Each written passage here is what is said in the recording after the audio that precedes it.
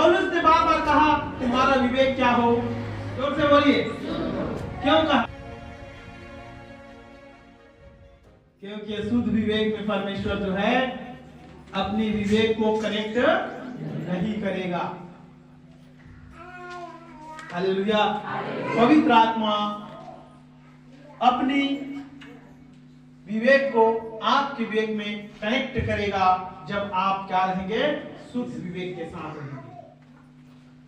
अय्यूब का किताब और उसका 32 अध्याय उसका 8 वचन निकालेगा।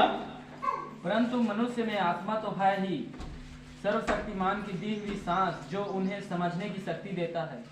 सर्वशक्तिमान की श्वास अर्थात कौन? पवित्र आत्मा के बारे में बोल रहे हैं यहाँ पर, ठीक है। पवित्र आत्मा आपको क्या करने की शक्ति देगा? जोर से बोलिए। समझने की शक्ति देगा। पवित्र आत्मा आपको समझने की शक्ति देगा विवेक के माध्यम से कि पवित्र आत्मा क्या करवाना चाह रहा है, पवित्र आत्मा क्या चाह रहा है, पवित्र आत्मा की इच्छा आपके लाइफ में क्या है, पवित्र आत्मा की इच्छा क्या है आपके घर बनाने में, पवित्र आत्मा की इच्छा क्या है आपकी सेवा करने में, पवित्र आत्मा की इच्छा क्या है आपके मैरिज लाइफ के जिंदगी में। Hallelujah, hallelujah, hallelujah. तो पवित्र आत्मा ही वो सब कुछ बताएगा और आप उसको समझ भी पाओगे अगर आप कनेक्ट हैं पवित्र आत्मा के साथ, शुद्ध विवेक के साथ। पवित्र आत्मा कहां पर है? आपके अंदर में है, उसके बावजूद भी आप सही निर्णय नहीं ले पा रहे हैं। पवित्र आत्मा आपके अंदर में है तब भी आप परमेश्वर के काम को समझ नहीं पा रहे हैं, परमेश्वर क्या चाह रहा है उसको नहीं जान पा रहे हैं। इसका प्रॉब्लम क्या है? इसका प्रॉब्लम क्या है? हालेलुया। अभी ध्यान दीजिए, आप गाना तो गाते हैं, गाना गाते हैं, पर हम गाना कैसे गाते हैं? पारंपरिक गीत गाते हैं। कौन सा गाना गाते हैं?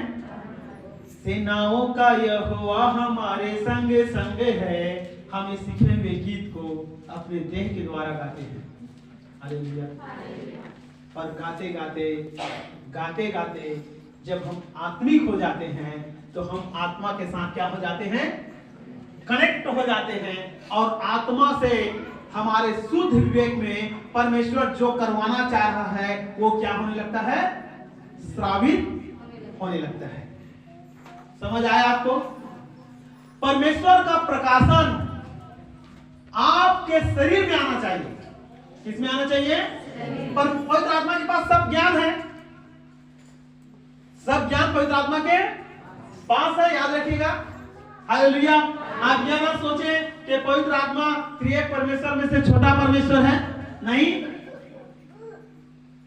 हालेलुया। तीनों परमेश्वर समान है। तीनों परमेश्वर क्या है? उन्होंने हमको कैसे बनाया है? अपने स्वरूप में। परमेश्वर के पास भी शरीर है, प्राण है और आत्मा है, और हम भी शरीर, प्राण और आत्मा है। परमेश्वर का शरीर कौन है? कुलसियों की पत्री 1 का 15 पढ़ो तो। परमेश्वर का प्रतिरूप और वह तो अदृश्य परमेश्वर का क्या है? प्रतिरूप है और सारी सृष्टि में पहलौठा है। और सारी सृष्टि में पहलौठा है। समझ लीजिए क्या बताना चाह रहे हैं?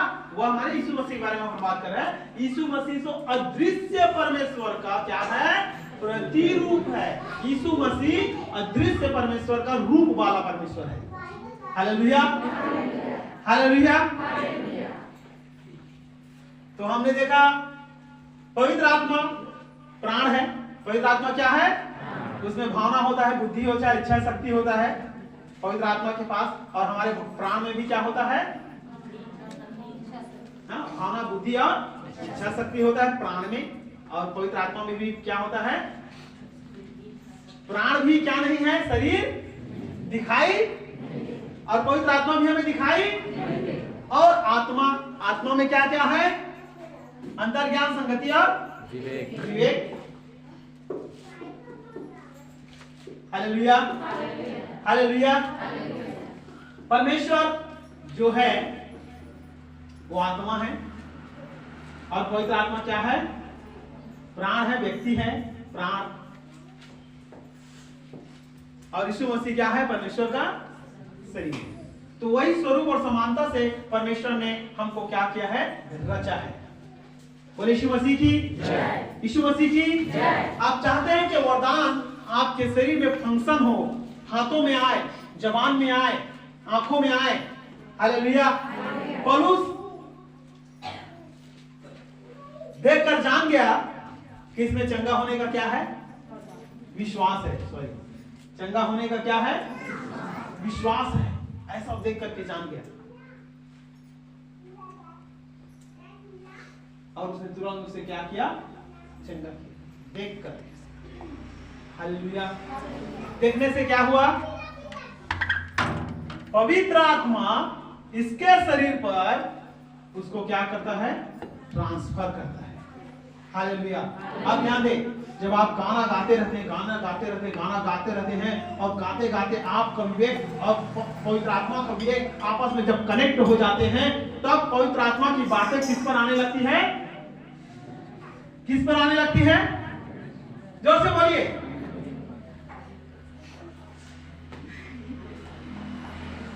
आपके शरीर पर, किस पर, किस पर आने लगती है, जोर से बोलिए, शरीर पर।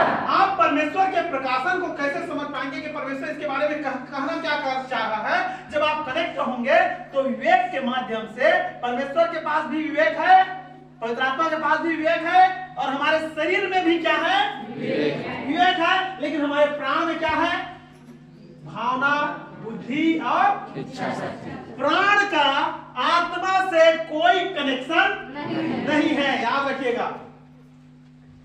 किसका कनेक्शन है, ये शरीर का कनेक्शन है। बड़ा अजीब बात है, शरीर का कनेक्शन किसके साथ है, आत्मा के साथ है, पर प्राण का कनेक्शन नहीं है। क्यों, वो जुड़ नहीं सकते आपस में, क्योंकि जुड़ने वाला कोई चीज उनको दोनों में नहीं है। पर जो शरीर में है उसमें का चीज किसमें है, किसमें है,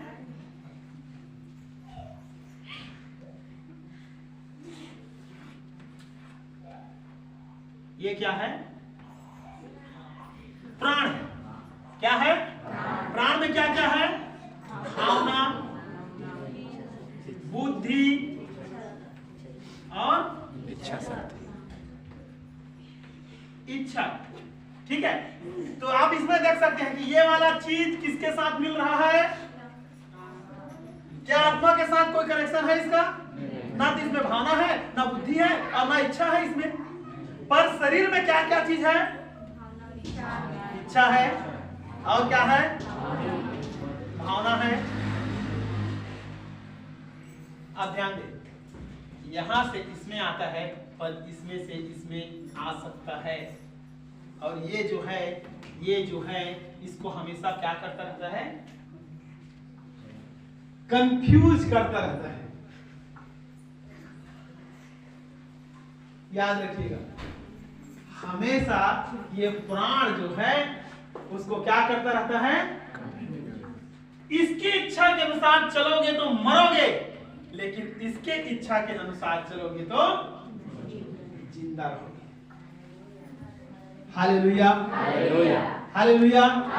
अब वरदान को फंक्शन होने के लिए हम इसको भूल जाइए।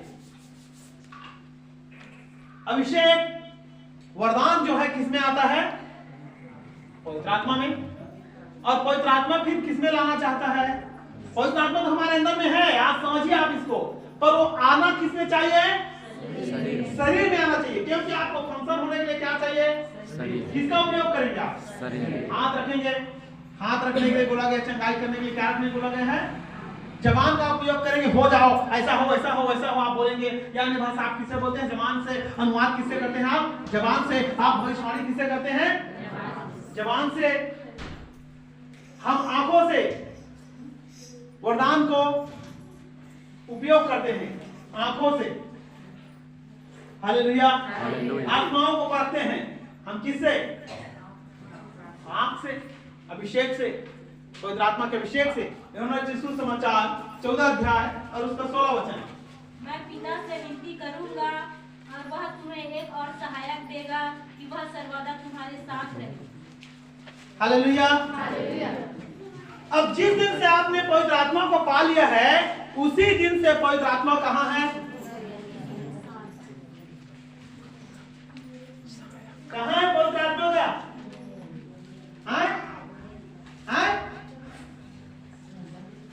अंदर में कौन है? पवित्र आत्मा पर आत्मा में कामा है, कामा है आत्मा में। Hallelujah, hallelujah. और आत्मा की चीज जो है शरीर में आए के लिए एक रास्ता है, वह कौन है? विवेक। आ जाती है विवेक। अगर कोई भी अभिषेक, वरदान, सामर्थ, आत्मा से ज्ञान आना चाहिए तो का के रास्ता से ही? विवेक के रास्ता से। Hallelujah, hallelujah. अभी हम अय्यूब की किताब 32 के 8 में पढ़े हैं। हालेलुया। परंतु पवित्र आत्मा हमें समझने की सामर्थ्य देता है, क्योंकि पवित्र आत्मा को सब कुछ समझ है। इफिसियों की पत्री 4:30। परमेश्वर के पवित्र आत्मा को शोकित मत करो, हाँ, जिससे तुम पर छुटकारे के दिन के लिए छाप दी गई है। हालेलुया। अब ध्यान दिए, वचन में ऐसा लिखा है कि हम परमेश्वर की आत्मा की मनसा को समझ जाते हैं। परमेश्वर की आत्मा की मनसा को क्या हो जाते हैं? मतलब पवित्र आत्मा क्या चाह रहा है, या क्या करवाना चाह रहा है, या क्या बोलवाना चाह रहा है, उसको कौन समझ जाता है? कौन समझ जाता है? वो व्यक्ति समझ जाता है जिसका कनेक्शन पवित्र आत्मा के साथ है। और वो किस माध्यम से समझ पाता है? विवेक के माध्यम से। हालेलुया। उसको प्रेरित करता है, उसको प्रेरित करता है ऐसा करने के लिए, ऐसा बोलने के लिए, ऐसा तुम कहो, ऐसा होगा। Hallelujah, hallelujah. पर बहुत सारे लोग, हम बाइबल में देख सकते हैं, झूठे भविष्यवक्ताओं के विषय में भी उनको परमेश्वर ने प्रेरणा दिया ही नहीं है, और फिर भी वो क्या करने लगे? बोलने लगे। पर ध्यान दे, पवित्र आत्मा जो कुछ भी करेगा वो वचन के क्या नहीं रहना चाहिए? खिलाफ नहीं रहना चाहिए, विरोध में नहीं होना चाहिए। हालेलुया। आप पवित्र आत्मा की मनसा को जान पाएंगे कि पवित्र आत्मा क्या करना चाह रहा है। और आप कभी प्रकाशन ना पाए तो आप समझ लीजिए कि आपने पवित्र आत्मा को क्या कर दिया है? शोकित कर दिया है। आपने पवित्र आत्मा को शोकित कर दिया है। या आप देखें कि आपके ऊपर आपने किया तो प्रार्थना, किसी के लिए किया प्रार्थना, और उस समय आपको कोई प्रकाशन नहीं आया, आप महसूस करेंगे कि प्रकाशन थमते हुए आपको नजर आ रहा है, आपको कोई अगुवाई नहीं मिल पा रहा है। इसका मतलब यह होगा या तो आपने पवित्र आत्मा को शोकित कर दिया है, हालेलुया, या आपको परमेश्वर रुकने के लिए बोल रहा है। हालेलुया। आप वहां पर थम जाएं और स्वयं की जांच करें। हालेलुया। पहला थिस्सलुनीकी 5:19 में एक विशेष बात लिखा हुआ है। पहला थिस्सलुनीकी 5:19, आत्मा को ना बुझाओ, आत्मा को ना बुझाओ। या तो आपने आत्मा को क्या कर दिया है? बुझा डाला है। या तो आपने अपनी आत्मा को क्या कर डाला है? बुझा डाला है। या तो आपने आत्मा को क्या कर दिया है? शोकित कर डाला है। बार बार उसी गलत को करके, जिसको पवित्र आत्मा रोकता है, उसी बात को आपने कर करके उसको बार बार क्या कर दिया है? दुख पहुंचा दिया है, शोकित कर दिया है। और जो आत्मा आग आपके अंदर में लगी हुई है, जिस दिन आपने प्रभु को ग्रहण किया, उसी दिन पवित्र आत्मा से आप जन्मे थे और उस आत्मा को आपने बुझा डाला है। आपने उसी काम को बार बार किया जिसमें उसने आपको रोका, और इस कारण से आपने आत्मा को अपने अंदर में क्या कर दिया है, बुझा लिया है। और प्रकाशन आपके अंदर में, आप परमेश्वर तो आपके अंदर में है, और जो कहना चाहता है उसको आप अपने शरीर के माध्यम से बिल्कुल पहचान नहीं पा रहे हैं। हालेलुया। क्योंकि आप प्रज्वलित नहीं हैं, आप पवित्र आत्मा के प्रकाश आपके अंदर में नहीं है, जिसके कारण उस चीज को आप देख नहीं पा रहे हैं। हालेलुया। तो अब क्या करेंगे? अब क्या करेंगे?